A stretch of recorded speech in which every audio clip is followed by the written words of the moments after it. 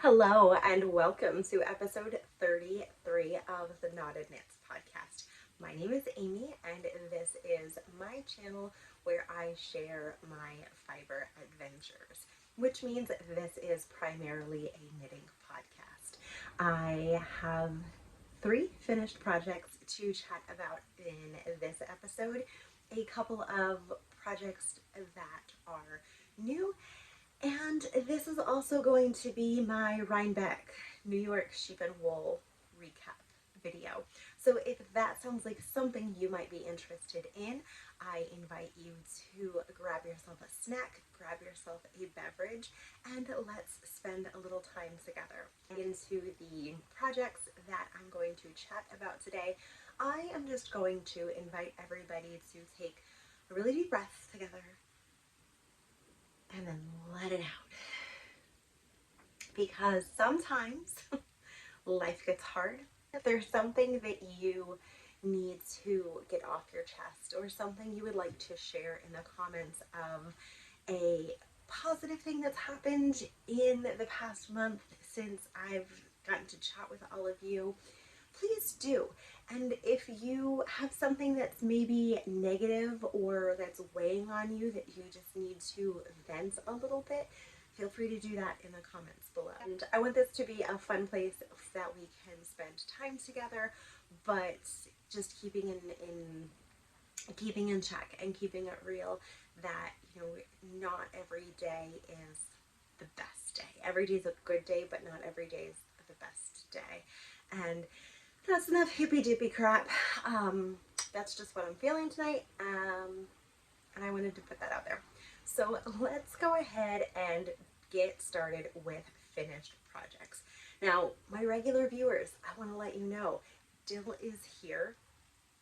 He's just sleeping in the pile of projects that are on the floor in my Rhinebeck stash, and I really hope he's not pulling on the yarn of the sweater that he's currently needing.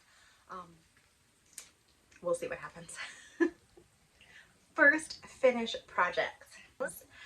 Actually a project that you guys have not seen before. I did a pair of socks. These are vanilla socks knit on 56 stitches, US 1 9-inch circular needles.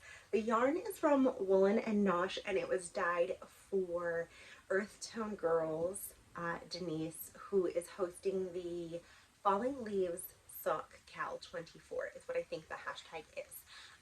And this yarn I bought when it was originally released, and it has been in my stash for I think 3 or 4 years. So it is a little bit of an older color.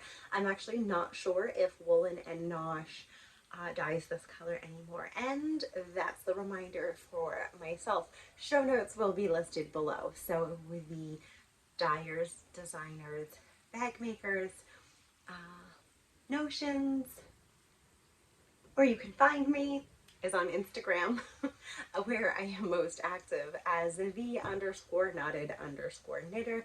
Can you tell it's been like a month since I've sat down to do this? Anyhow, this is the only pair of socks actually that I have worked on in the last month. And it was funny because when I recorded the last episode, I had a skein of yarn from Cozy Cauldron Fiber that I was so excited to cake up and cast on and use, and I didn't do that yet. But these socks are done. I did a 2x2 cuff for approximately 15 rows maybe. I like to do my self-striping cuffs with 3 of the colors, and then I did these socks to match just about. When I did this sock first, and I did my heel just a little bit shorter, so the heel gusset has a little bit of the contrast. This heel I used all of this yellow and turned the heel with the brown color. And I did do them to match almost identically, so I just have a little bit of variation here in the heel. Not a big deal. Love how this pair of socks looks.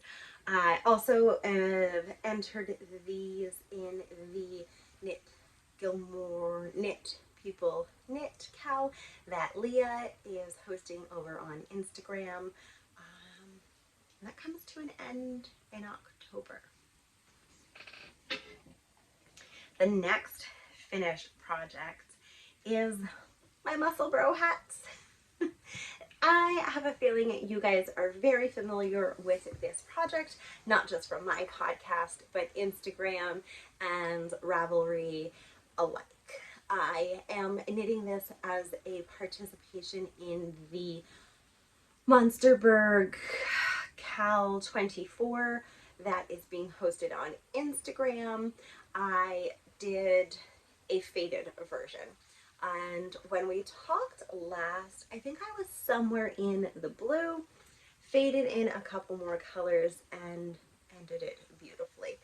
I have talked a little bit about this top part. This is where I started the hat, and about removing this bright blue that I wasn't sure I liked it. Now here's my new dilemma. So I'd like some feedback in the comments. The way you wear the Musselburg hat, in case you didn't know and you've never heard of this hat pattern before, it's a 2-in-1 hat. So you take one side and tuck it inside the other. So you do that, and then you have the hat. You can wear it slouchy, or you can fold the brim and wear it this way. Now, where I'm struggling is the blue here kind of looks good with the blue up top here. I haven't taken finished project pictures of the hat specifically, but now I don't know what to do. I do kind of like how it looks. So I'm not sure what I want to do, if I want to go through the trouble of ripping all of it out, or if I want to leave it there. But flipping it inside out, here's the other side. Oops. And again, the slouchy look, or the folded up brim. Either way, I'm really happy with how this project turned out. I love the 4 layers over my ears to keep myself warm in the winter time. This sounds gross. I don't know if I'm keeping this hat or if I'm going to give it to someone. And here it is on my head, so that's kind of gross, but that is what it is.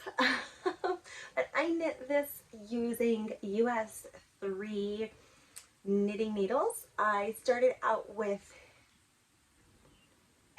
double pointed needles, and then as I increased, I did the 16-inch needles. Now, somewhere along the line, Isolde Teague, who is the designer, changed this pattern, and I have an 8-point crown. Okay, now no spoilers, but one of the other projects that I'm working on that I'm going to show you is also a Musselburg, and it is knitting from the updated version, which is a 4-point crown, and I love the way it looks. I like how this looks, but I am loving the 4-point crown. So I'm not sure when the change took place. Again, you can see here in the blue the increases and decreases. It's 8 around. But the 4, there's just something about the way the 4 looks. I love it. I think it looks great. That's my second finished project. A majority of this yarn were scraps from a swap that Sue hosted. She hosted a swap, and I was one of the lucky people who got to participate in that. So that is gone. That is gone, being the scraps are gone out of my stash into a hat.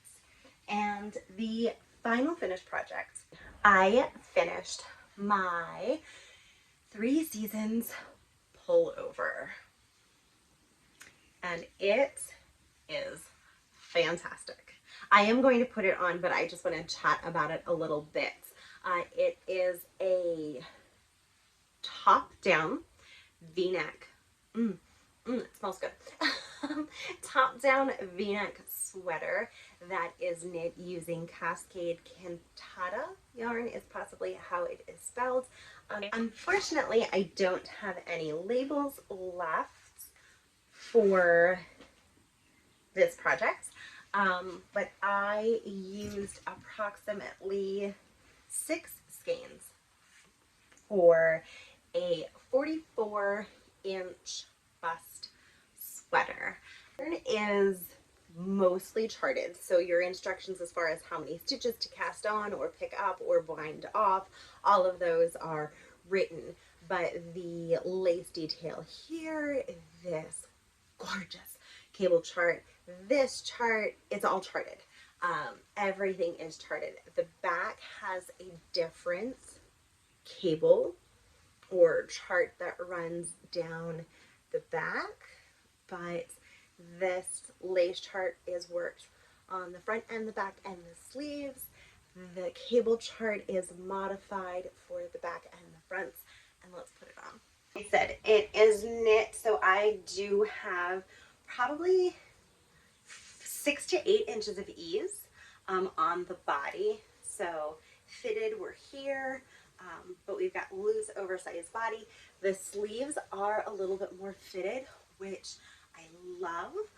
Something I like with the woolen pine patterns is you can customize the V. So if you wanted this to be a deeper V, you could. I wanted to be able to wear it to my comfort level, so I like that it's a little higher V. I can still put a necklace on and have a little bit of jewelry, but it's warm and it has the fun lace detail here. There is the back, which hopefully you can see, and yeah, that's the sweater. I think it turned out beautiful. Happy that I was able to test knit this design. It really is just perfect. I like the way my sleeves fit. The yarn was fantastic to work with. The Cascade yarn is a blown yarn, so it just makes the cables pop. It just made this sweater everything. I'd never worked with that kind of yarn before, so that was great. I used US 7 knitting needles for the body, and all of the ribbing I used US 5, so I went down 2 sizes in my needles for the ribbing. If I missed anything, ask a question down below. But yeah, really happy with how this sweater turned out. And I will say this is the most complicated knit that I have made to date. So with that being said, of course, as soon as I've finished this, I cast on extremely easy projects. So let's talk about those. The first project that we're going to talk about is in my bag from Stitching the High Notes, and like I said, it is a Musselburg hat. This hat is my fun Halloween hat. So in the swap that Sue hosted, my package had a lot of bright neons. Oh my gosh, it looks amazing on camera. It had so many bright, fun colors that I would never wear, never use, and I thought they were perfect for a Scrappy project. So I pulled all of the brights together, and then as the wow contrast, I pulled out a scrap of variegated black yarn that I've had in my stash for a while, and I've just been trucking along. This was one of the projects that I did take to New York Sheep and Wool and worked on it while I was waiting in line for Brussels sprouts, which were delicious, while I was out to dinner and, you know, just hanging out at Rhinebeck. So I worked on that quite a bit. I think I'm at 18 inches, So I am soon ready to start the decreases. This is the one I was saying has the 4 points increases and decreases. So just to show you the little bit of a difference, don't mind the tail, I have to weave that in. So here you have one beautiful line and you work increases and decreases this way. So it gives you a little bit more of a solid seam of it just folds in half nicely. Now, fun fact about this project, I don't like the way my increases look. Make one right, make one left does not look nice to me. So going forward, when I knit a muscle burrow, and what I did for this one is I cast on the stitch count that I needed for an adult medium on waste yarn with the provisional cast on, and I just started knitting. Knit a little bit, and then I worked decreases, which is kind of cheating, but it's not because the pattern has the decreases. I'm just going to have an end where I decrease here, and I'm going to decrease here because it's my knitting journey and I don't like increasing. I don't like how it looks. So I've decided that I like the way my decreases look. They are just neat and tidy, and that's what I want. So that's what I did. Was it a little bit more work? Yes. Was it worth it? In my opinion, yes. Because I like how it looks. I think it looks better.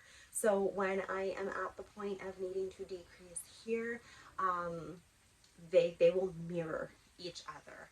And I kind of like that more than being able to see the difference.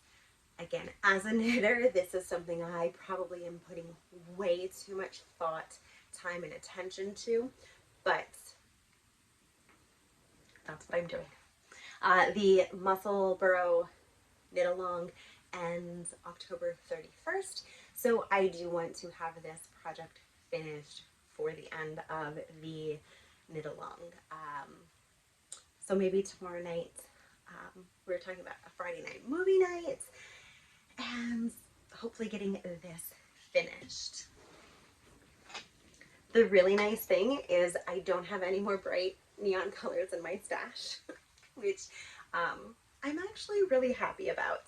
And I still have lots of scraps in my stash, and I'm just happy I was able to use all of those bright colors for this project. Next project on my needles is a test knit for Wool and Pine Designs. And I am using yarn that I bought last year at New York Sheep and Wool, and it is from Autumn House Farm and Fiber Works, and it is an alpaca wool blend. It is a DK-ish weight, it's 250 yards, and their yarn doesn't have colorway names. It has color.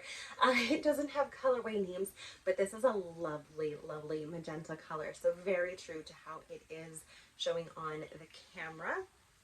I had 4 of these skeins. And I have 2 here. And the project on the needles. Everything is trying to fit in my Taylor Swift bag from Stitching Plaza, but it's not quite. It's not quite fitting. All right, so what we have is the Alchemist Slipover test knit, and so it looks like it's going to be a little big. This is designed to be that cold weather layering piece. It is a vest that will have a tie at the underarms, so there's no seaming, there are no sleeves. It is knitting and purling, and after that big old cable sweater, this is just amazing. So the edge has a lovely knit purl detail that runs the whole way down the body.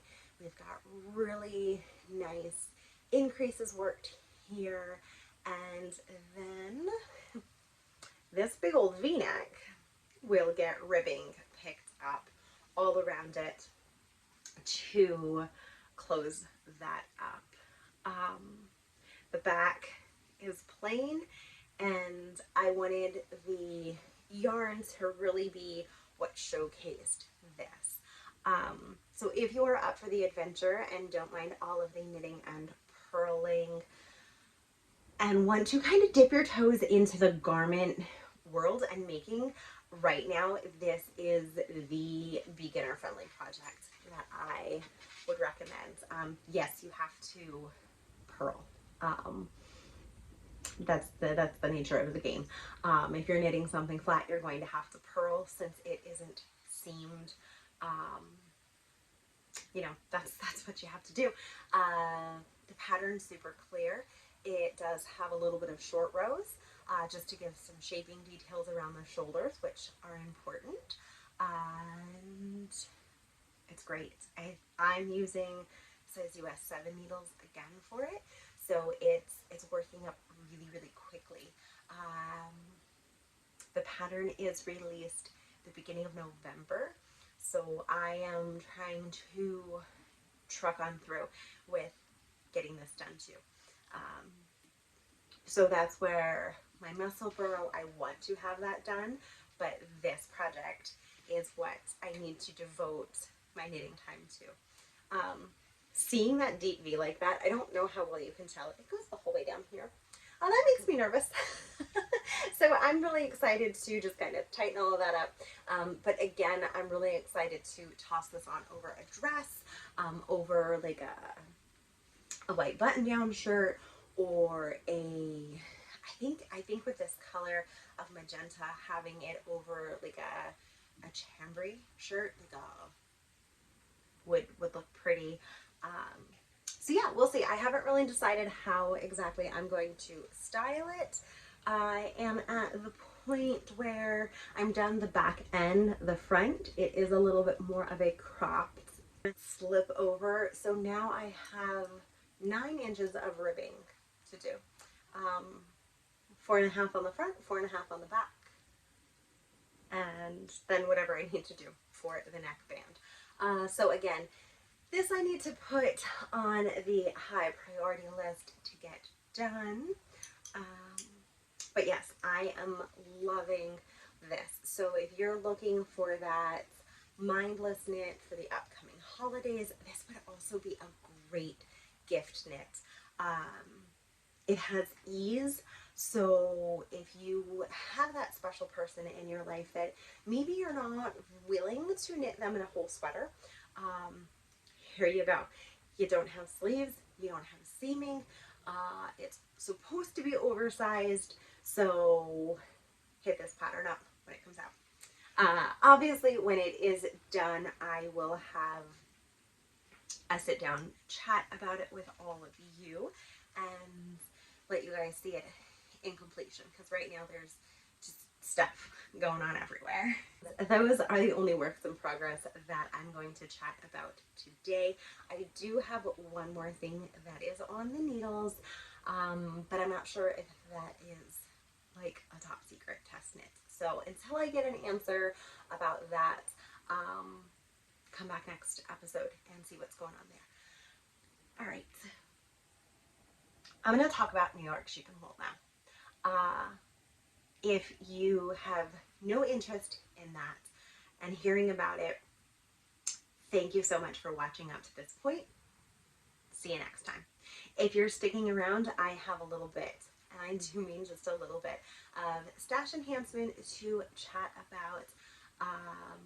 I'll probably put some video clips at the end, but my New York sheep and wool experience this year was much different than last year. I only went for the New York Sheep and Wool Festival. I did not go to any additional events. There was Cake Palooza, there was Indie Untangled. I think there were two others, and I didn't go. I had the opportunity to attend Cake, and I skipped it. I found a hike held at the held in Rhinebeck that coincided with the full moon and the comet, and ended up doing this magnificent sunset hike Friday night when I got there. I went to dinner by myself Friday night at an incredible German restaurant and stuffed myself on the most delicious meal. And Saturday, I woke up, got ready for sheep and wool, and made my way to the fairgrounds. I knew going into the weekend, the temperatures were going to be perfect. Last year it rained. Last year everybody was miserable. Nobody had the best time last year.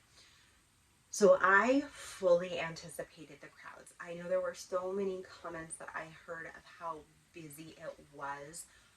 If you're not familiar, New York Sheep and Wool alone draws on average 30,000 people. So I knew that there were going to be a lot of people there. I went anticipating lines for food. I went anticipating lines for bathrooms. I went knowing we're going to have to wait. We're going to do that slow shuffle. We're going to have to be mindful of those with accessibility issues who might be using walking aids or mobility devices. When you're going to an event that large, those are things you just have to go into being aware of. Maryland Sheep and Wool is very similar. I haven't been there in years, and it makes me so sad, but we have a dance commitment that's the same weekend every single year, so I miss it. But if you don't want those crowds, look at what local events are happening in your community. If you have a yarn shop that you frequent, see who they know that are local farmers, that you can go and you can do a farm tour, that you can see the behind the scenes at the farm. I know we ended up being able to volunteer at an alpaca farm for about a year, and it was amazing. We loved it, and again, we miss it, but we have other commitments now that we're not able to use our time in that way. But what I'm trying to say is, if you're hearing the comments of, oh my goodness, it was crowded, oh my goodness, it was this, yes, it was. For me, was that a negative? Did that deter me from having a good time? Absolutely not. I had a blast. I was on the hill Saturday. I got to spend time with friends. I was brave and I introduced myself to some dyers and some designers, and networked in the fiber community, but still stood back and was starstruck and awestruck and fangirled over meeting Julianne the knitter for the first time, and seeing the grocery store girls again, seeing Andrea Mowry and her crowd of people in their beautiful sweaters. I enjoy those moments. I enjoy having the on the sidelines view of seeing everyone have fun. I like that. That's my perspective. I enjoyed walking through the barns, seeing the animals. I watched the auction, the used equipment auction, accidentally, more so because I just needed to get out of the sun for a couple of minutes, and it was great. I stood in the Brussels sprout line, didn't mind it. I found there were eggplants, French fries at the Greek food stand, and then when I got up to order, they had eggplant gyros to die for. Oh my goodness, I ate so well this past weekend. It was fantastic. So that was kind of my Rhinebeck experience. I met with my friends. I got to hang out with my friends. We went to dinner Saturday night, spend time together. But I do go to Rhinebeck by myself. I go for me to mosey at my pace. I wander into the crowd and see what's going on and hang out for a little bit. And I wander on out and I do my own thing for a little bit. And the friends that I spend time with, they know that. So when I just, you know, kind of wander off because that's what I want to do, it's fantastic. I've not had that group experience of, you know, 6 people in a house and we're all trying to get ready at the same time and we're fighting over the coffee pot and, you know, oh my goodness, that sounds great.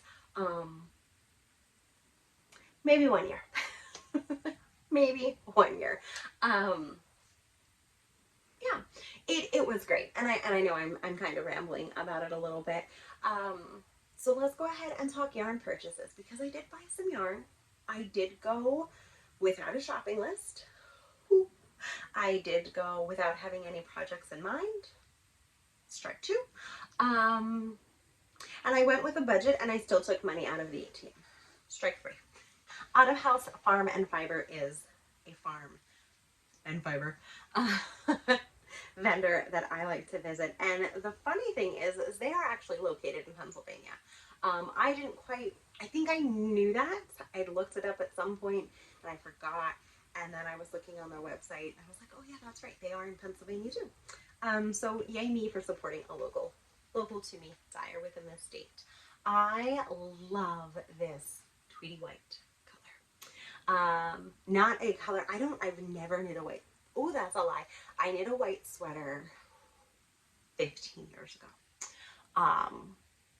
But I really like this for a cozy, comfy knit.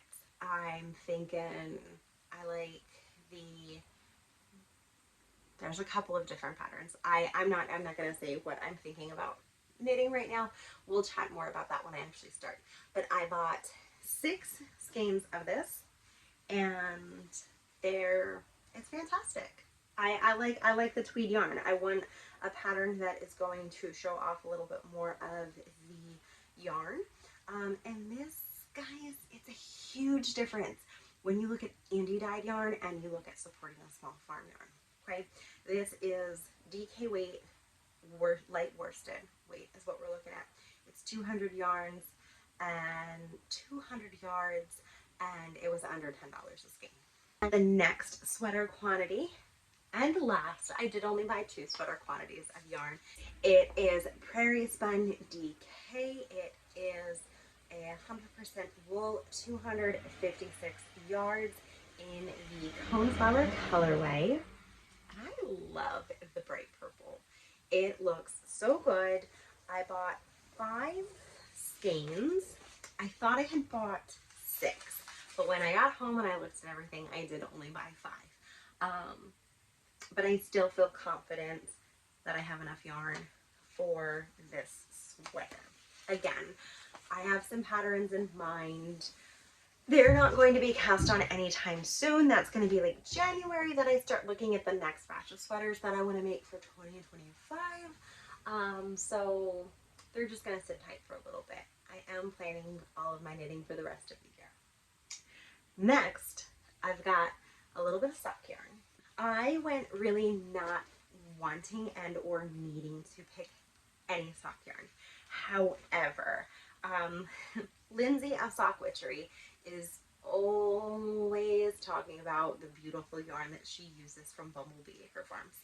And I've looked at their booth in years past and it's pretty. It is very, very pretty. But nothing was jumping out of like, oh, I have to have that until this year. Because you guys, this is inspired by Outlander. This is the Red Jamie and Sasanach color, and I thought it was perfect. It had the blue of the skies in Rhinebeck that weekend. It had the gorgeous orangey fall colors, and it's Outlander, and I think we all could use a little more Outlander in our life. It is on their squishy sock base, so it is the 75-25 at 463 yards. I really want to make a pair of socks with this, but I'm hesitating to cast this on immediately. So this one might hang out in my stash for a little while. And I'm really hoping this is going to be one of the last 100-gram skeins of yarn that I buy, because I am realizing more and more how much I enjoy using a sock set. So one of the only vendors that I had found this weekend that was selling 50-gram sock sets were Dragonfly Fibers, which coincidentally is another Pennsylvania dyer. I picked up this speckled shorty. It is William Merino, so 75/25.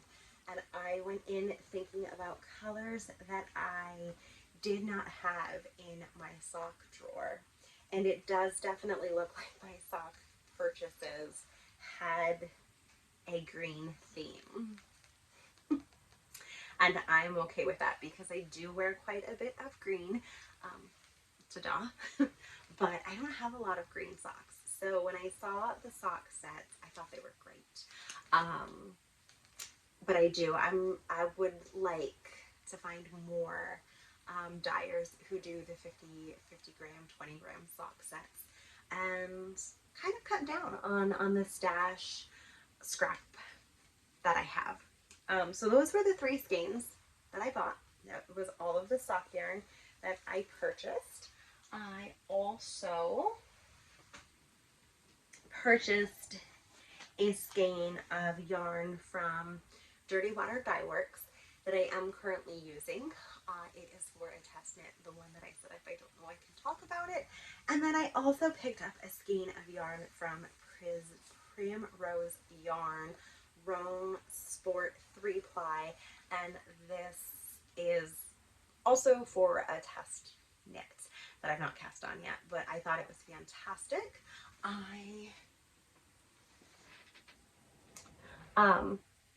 I will be casting this on maybe a little bit later this year.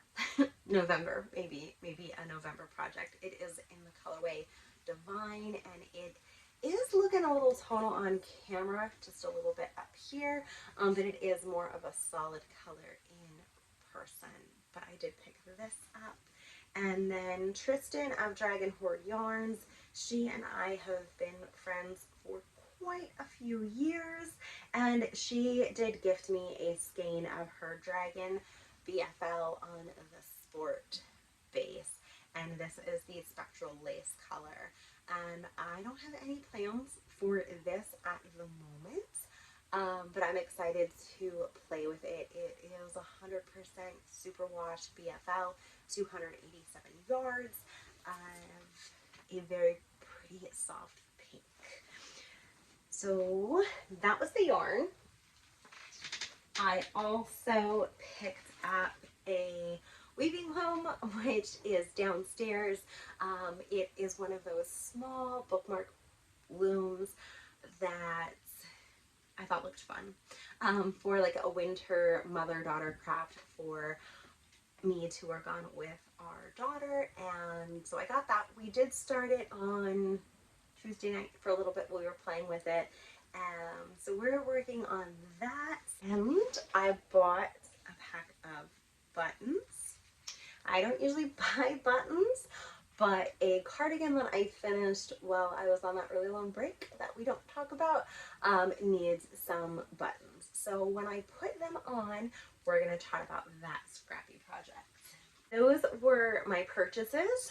I did get some wine, and that I'm not going to show. That's downstairs. And that was my Rhinebeck haul. I kept it really, really reasonable this year. I really went in with sweater quantities in mind, but affordable sweater quantities in mind, and picked up skeins of yarn that I knew I would look forward to using, but that would also fill those holes in my stash. So that was my perspective of going in. Let's buy things that I want, but that I realistically need, and that I'm actually going to use. And I did do that. So I'm considering the weekend a success. All in all, I think it was great. The weather was fantastic. It was all good. Oh, I, again, talking about the, the what others say and what my thoughts are. I stood in line for the apple cider donuts. I do it every year. Sunday I walk around, I get the last things that I want to pick up, watch the leaping llamas because that happens on a Sunday, and then I hop in the apple cider donut line and bring those home to my family, and we enjoy them when I get home and breakfast the next day, and it just kind of helps keep Rhinebeck going for me and that fun sheep and wool energy. Oh, those are the claws. Dill has finally decided to hop up and say hi for a minute, and we'll just chat for a little bit longer. We're wrapping up October. Things have been kind of busy and chaotic at home and at work. We are getting ready for Halloween parade. We had trunk or treat this week, and really just enjoying all of the fun Halloween and autumnal activities that we've been able to do.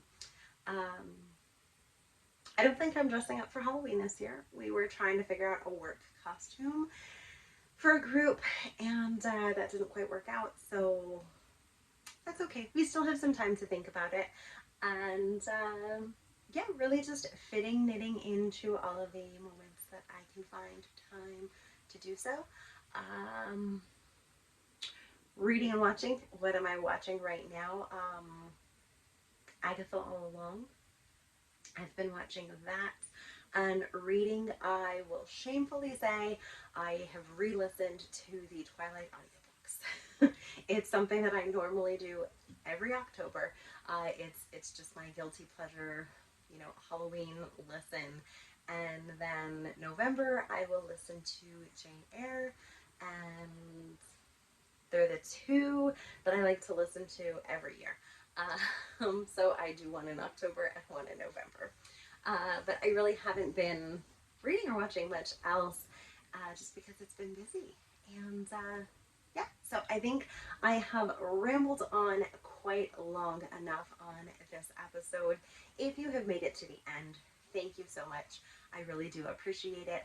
And if you are new here and you enjoyed this video, please consider liking and subscribing. Share the channel with your friends. It does wonders for the algorithm, and I love sitting down and chatting about all the woolly things with you guys. So thanks again for tuning in. I hope you enjoyed this episode, and until next time, stay well.